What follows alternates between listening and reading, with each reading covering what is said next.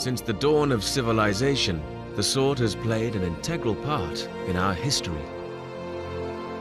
From battlefields to the spotlight of the fencing piece, mankind's instinct to conquer with the blade has created timeless legends.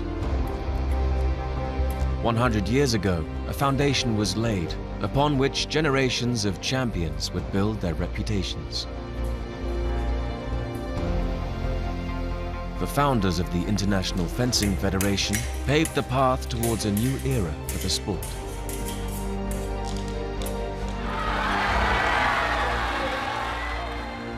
Over the past century, global icons have fused grace and honor with a desire to be the ultimate victor. This is fencing's epic story.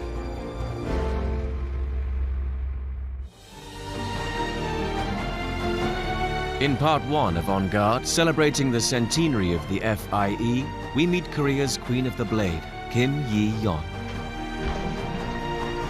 We delve into the history books of two fencing giants, France and Russia. From the evolution of the sword to the streets of Paris, we go back to fencing's origins.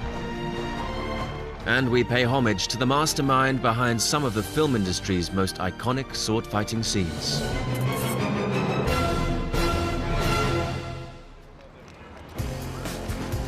"2013 marks the centenary of the founding of the FIE. Since its birth, fencing has become one of the most popular and global sports. At the Moscow Grand Prix, the international saber elite gathered, fighting for glory in the hometown of the man who is working to drive the sport forward in this year of celebration. It's a question of love. If you love fencing, you'll be successful. I love fencing, and I think we'll be successful.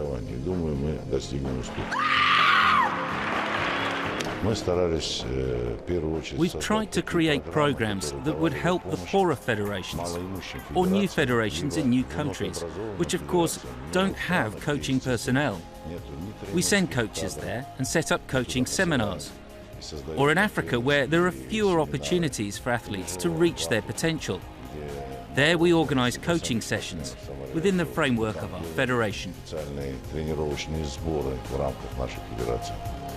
Representatives from all over the planet had gathered in Moscow demonstrating the success of this strategy.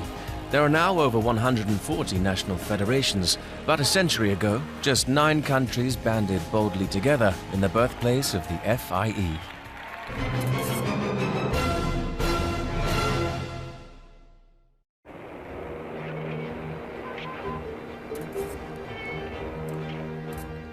The International Fencing Federation was created on the 29th of November 1913 at the Automobile Club de France.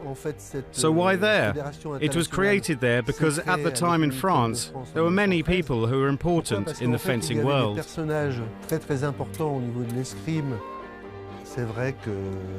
It's true to say that fencing has always been a part of French culture. Our masters at arms demonstrated the quality of French fencing by writing about it. But we also had great champions who imposed a style of fencing that was between romanticism and reality. Qui est à cheval, on va dire, entre le romantisme et le réalisme. French fencers soon made an impact. In the 1920s, Roger Ducret and Lucien Gaudin claimed Olympic gold. This is Lucien Gaudin's foil. He won the Olympic Games in 1928 with this one. It's a left-handed foil. It feels really nice in the hands, a real collector's piece.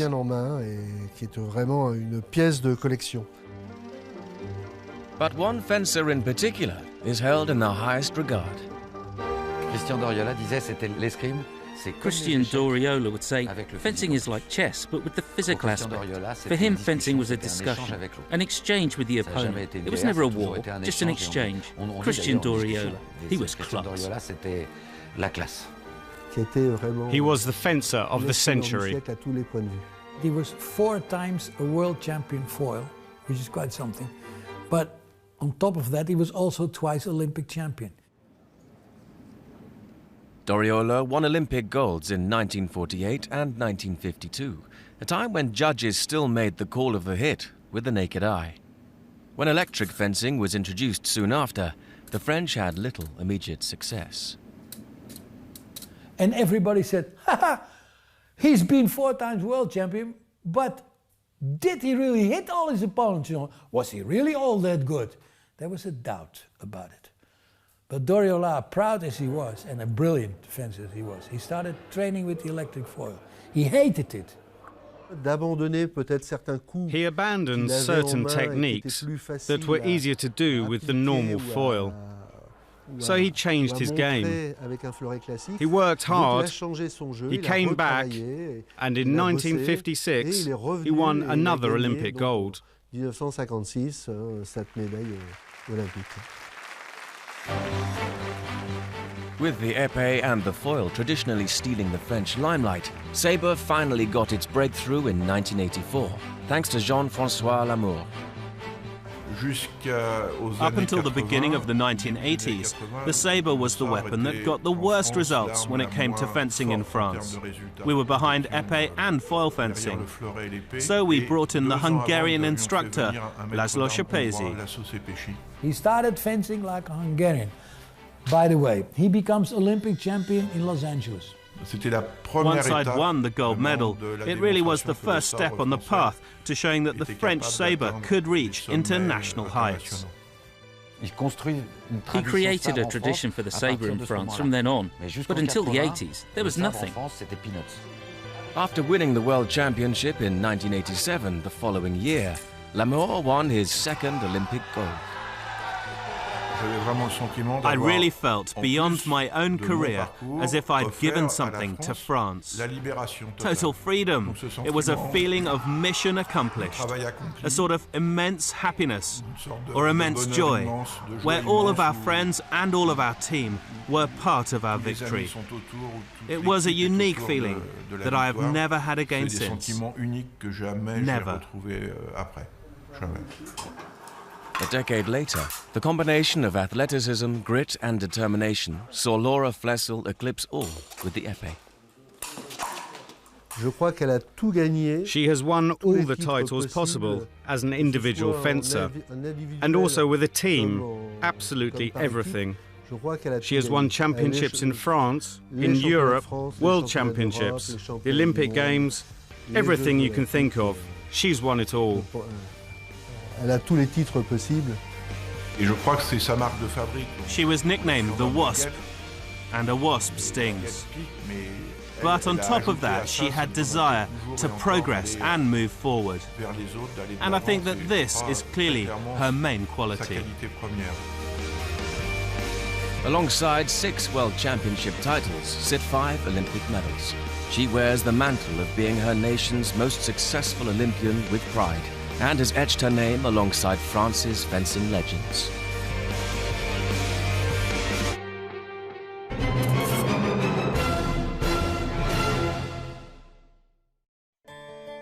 French is the traditional language of fencing from a nation where dueling was a matter of course when honor was disputed. In 1870, the Café Gerbois in Paris was the vibrant hub of the Impressionist movement, with the artist Edouard Manet at its heart. His friend, the critic Louis Duranty, frustrated Manet by writing only the briefest of commentaries on 2 works of art that Manet had entered for an important exhibition. Manet confronted Duranty one evening at the Café Gerbois and slapped him.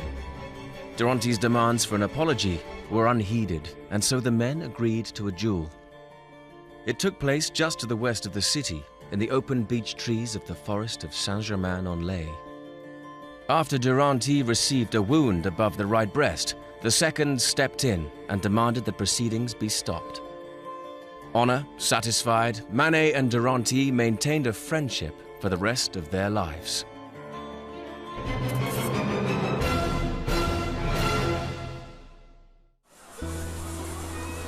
Bustling Busan, on the southeasternmost tip of South Korea, has 3.5 million inhabitants and was a host city of the 2002 World Cup, But in this football-obsessed nation, it isn't Busan's only claim to fame.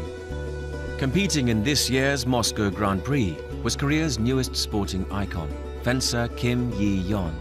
Hailing from Busan, she is now one of the most feared women on the planet when she has a saber, not a pool cue, in her hands. When I was in middle school, I started fencing foil, but most of the seniors did really well in foil, and I thought, hey, saber suits me better than foil. So when I started high school, I switched from foil to saber. Yi-yeon's outstanding hand-eye coordination make her a natural in any number of sporting disciplines, and in saber, she soon excelled. Ahead of the London Olympics, however, the then 24-year-old was only just beginning to gain international recognition, and with a world ranking of 5th, was not widely tipped for success. A semi-final match-up with the reigning Olympic champion Marielle Zagunis looked daunting. Trailing Zagunis by an intimidating 12 points to 5, the South Korean threw caution to the wind and staged a fight back of truly epic proportions. I didn't even dare to think about having a shot at the gold medal, but I managed to turn the match on its head, come from behind and beat her. And because the bout was so dramatic, I was surprised and even more happy.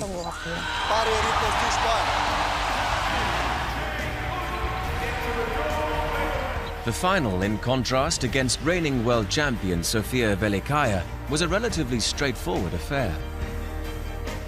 When I imagined myself winning the gold medal, I thought I was going to cry. But in reality, when I did receive the gold, and also when I saw the Korean flag, it felt like a dream.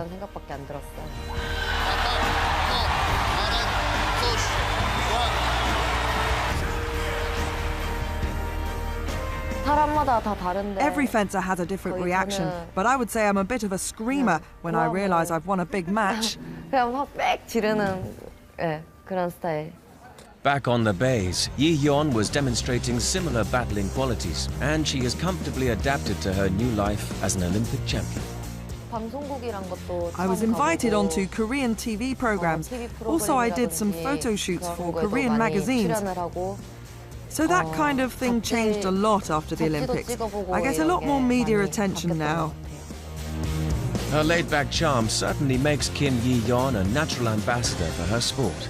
It's a role she intends to continue in for some time yet. I don't really think about the next Olympics, but if I get a chance to be a part of it again, I would train even harder and hope for the second gold medal. It is hot in here. 2연패를 노려봐야죠.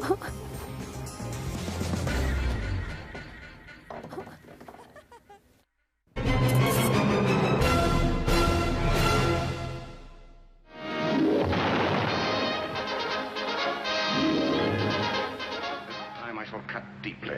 Be sure it's deep enough. Don Juan, deadliest swordsman in all Europe, fighting his way into the strongholds of the oppressor. Up-and-coming fencers don't only have idols on the piste, but also on film, where fencing's romantic character has captivated and inspired audiences for decades. It would be magic indeed that this sword were mine in such a time as this. Responsible for the reality of the sword fight are choreographers who train stars of cinema in the way of the sword. One former fencer who went on to have a second career as a fight choreographer and stuntman was Bob Anderson, who trained some of Hollywood's biggest stars and oversaw some of the most iconic fight scenes to hit the screen.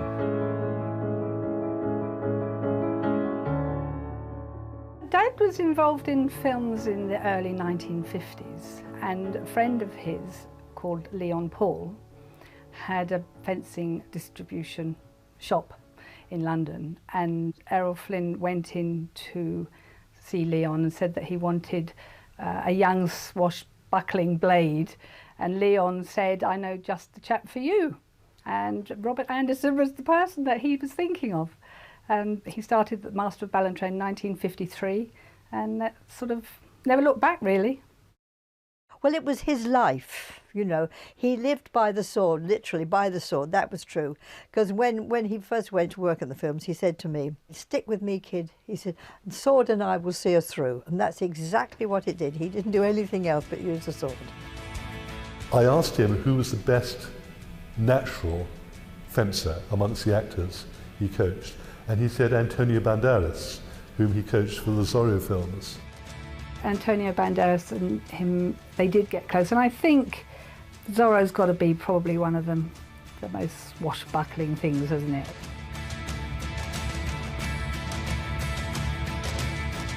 Anderson worked on some of the biggest film projects in recent history, including Lord of the Rings and Pirates of the Caribbean. Of course, Orlando Bloom was great because he was pretty well trained up as well. But Johnny Depp, he really wanted to get it right and do it as he did it. But also, you know, they had to put a bit of humour into those fight scenes as well because, of course, Captain Jack was that comedic character.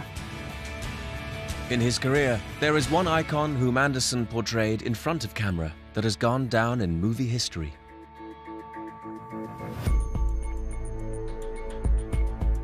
He got involved with Star Wars because he was asked to go along and train Mark Hamill and Dave Prowse to use a lightsaber. He had to put the Darth Vader costume on to do the training because it's a very heavy costume. And so basically I think they said, look, you know, because of the weight of the costume and the way that the moves were being done, it was really hard to swing a lightsaber. So they said to Dad, look, just keep the costume on and be Darth Vader. And with that, movie history, with the aid of some fencing know-how, was made.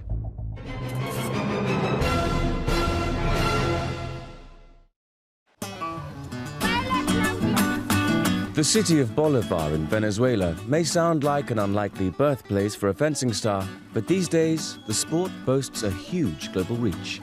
Ruben Lamardo is one of the most high-profile swordsmen on the planet, and his childhood hero also demonstrated a certain Latin swagger with the blade.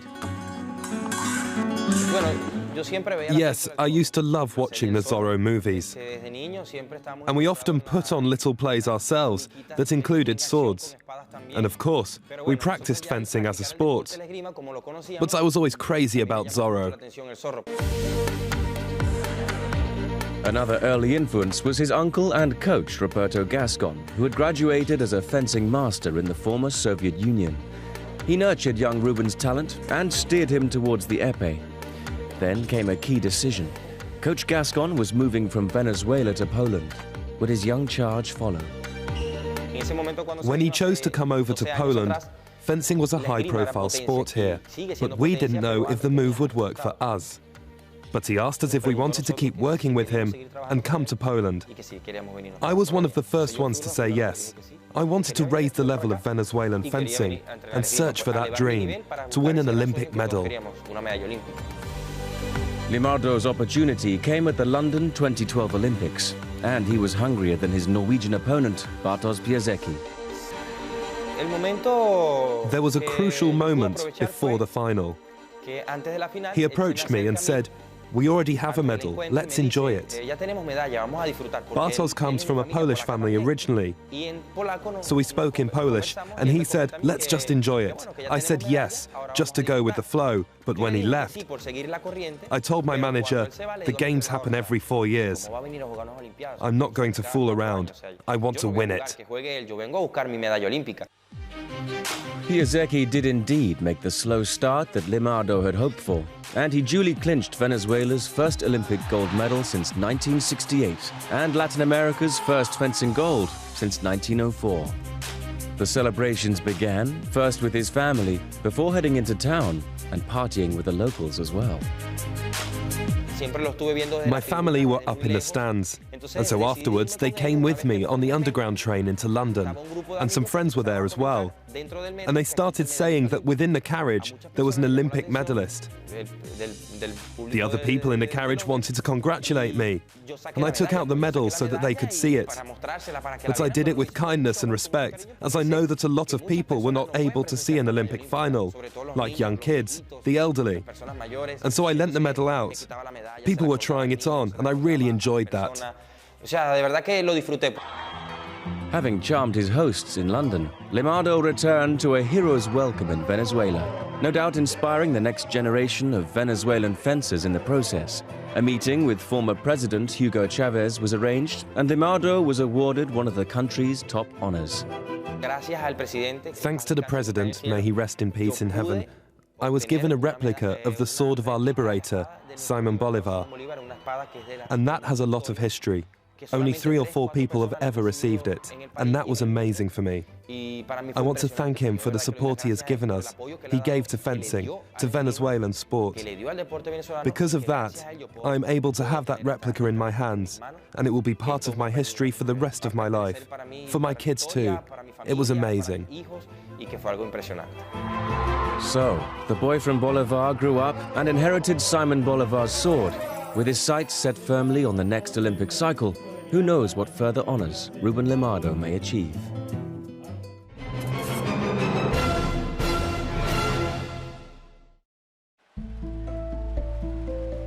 In the first half of the 20th century, the Soviet Union was not an active member in the international fencing community, but by the 1950s and 60s, this sporting powerhouse set about making up for lost time.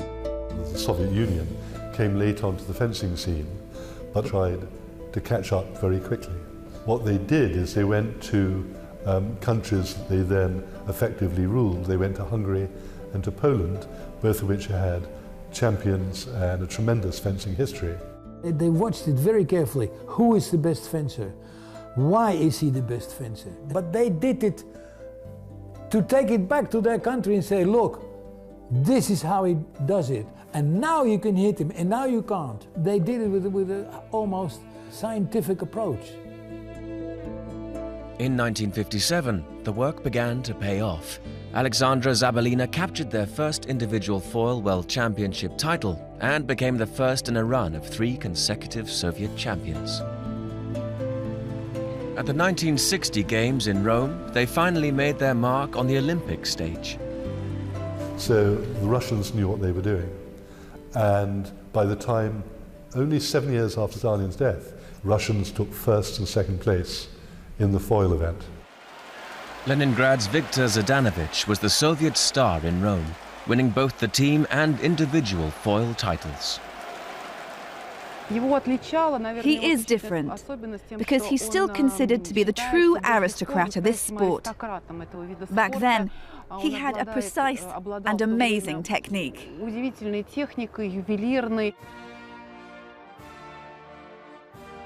If you were to choose music that really meant something to you throughout your life, I would probably choose the Russian national anthem, because during the 60s I heard it so often, because they were winning everything the whole time.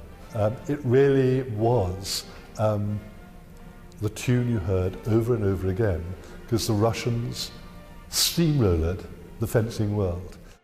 The Russians, by the way, who are brilliant ballet dancers, they move beautifully. They copied the Hungarian fencing, but they did it the Russian way. They look very elegant.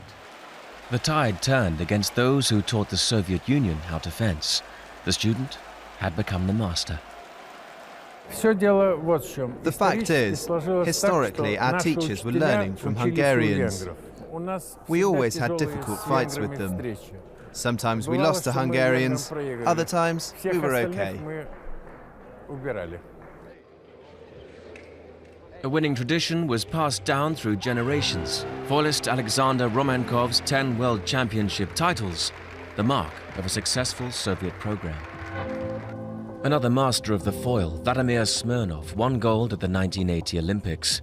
But in an horrific accident, he was dealt a fatal blow at the World Championships 2 years later when a blade pierced his mask.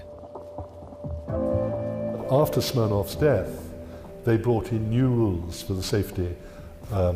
New rules about the nature of the blades that people compete with, the strength of the mask and so on, making fencing even more safe. Emerging from the shadows of adversity came a fresh wave of Russian champions. Pavel Kolokov, widely regarded as one of the best épée fencers of the past 2 decades, won an Olympic title and 4 world championships.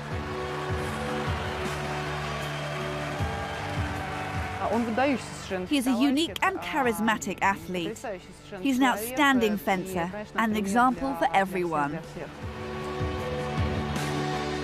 Kolokov's mastery of the épée demonstrates the Russian ability across all 3 types of fencing blade. Coming up in the next editions of En Garde, celebrating the centenary of the FIE, we go global and meet champions from across the continents. We hear the stories that turned nations into pioneers of the sport and catch up with the stars of the future at the World Cadet and Junior Championships.